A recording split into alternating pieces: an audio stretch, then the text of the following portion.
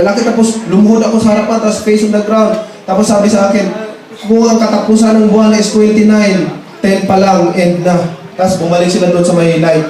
Hindi ko alam kung anong ibig sabihin nun, pero I know, we're living in the last days. Malapit na. Malapit na, mga kapatid. Kailangan natin ng kaligtasan. So, kailangan natin gawin ang requirements ng kaligtasan. Yun po ang hindi ko alam kung ano yung dream ko na yun, but klarong-klaro sa akin, dalawang angel. Dalawang angel, ang lalaki ng mga, ang nangwing puti. Sabi sa akin, kung ang katapusan, nakaluhod ako, tapos face on the ground, kung ang katapusan ng buwan is 29, 10 pa lang, end na. Sabi sa akin, tapos tumalikod na sila. Bumalik doon sa may light. Yun po, ewan ko, sabi ko nga doon sa pastor ko, Pastor, bakit pala akong nananaginip?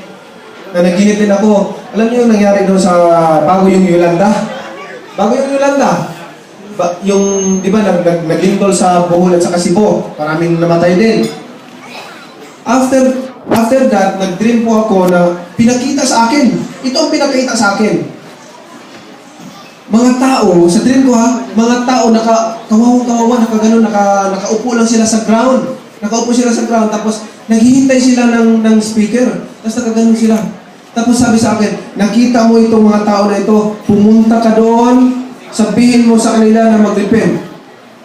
What happened here is not reality, it's a punishment. And tell them to repent because it's near.